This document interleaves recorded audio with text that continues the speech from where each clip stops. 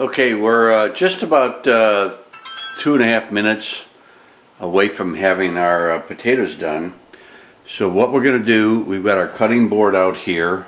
We're going to put our potatoes over here on, when they come off the oven. And we've got some ice, which we poured out earlier. Now what we're going to do, we're going to put some water in here. Make sure the water is nice and cold, because we're going to want to cool the potatoes down real quickly. And we're just going to put enough water and ice in here so that it gets nice and cold. Then what's going to happen, when the potatoes are done, I'm going to show you how we're going to slice these up. And hopefully you're going to be able to see this. Because what we're going to want to do is we're going to want to actually skin these potatoes. We're going to actually pull the skins right off of the potato. We're going to put them right into the garbage disposal here. And but before we do that, we're going to cool them down in here. Now we've got about 1 minute and 43 seconds. But what's going to happen is we're going to actually then cube the potatoes, put them back in the burner over here.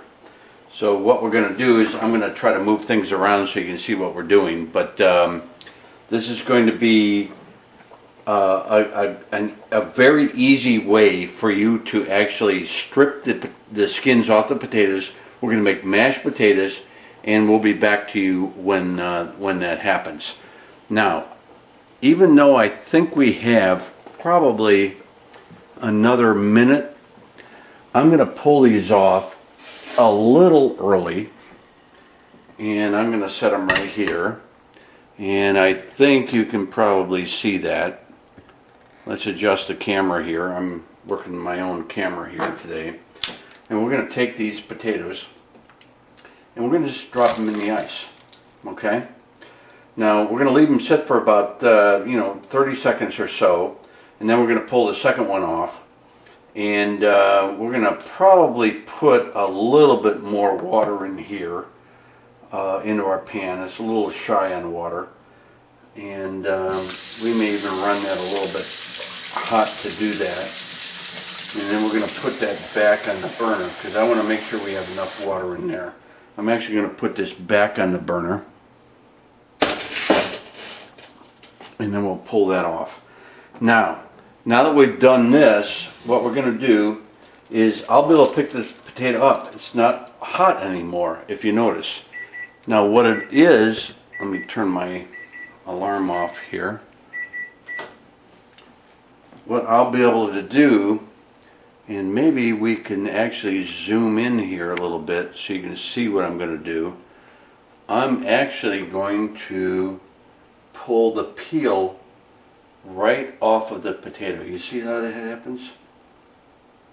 Now the reason I'm doing this in here is I like to run cold water on this while I do this. Let me adjust the camera a little bit more here so you can see what I'm doing. What I'm going to do, you see how that peel comes right off? It strips right off of that. You see that? Can you see how that's happening? That peel comes right off. And any little imperfection you just scrape off with your fingernail. So if there's anything on the potato you don't like, you just, because the outside of the potato now is virtually done. And what we're going to be doing now is cooking the inside of the potato. So we can actually strip this off just the way it is. And then we're going to end up putting it right onto our cutting board. And hopefully I'll be able to move the cutting board. I'm going to let me get that other potato out of here.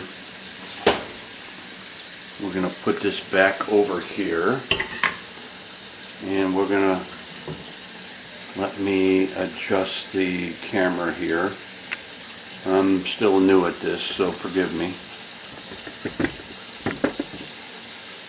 What we're going to do is we're going to grab this potato and put it back in here. Now while we're doing that, while that is cooling down, I'm going to show you, all we're going to do is just cut this into quarters. And then that's going to go back into this pot. And that's going to be perfect because we're going to cook that probably another 15 minutes, although we're going to test it. And while we're doing that, I'm going to strip this potato.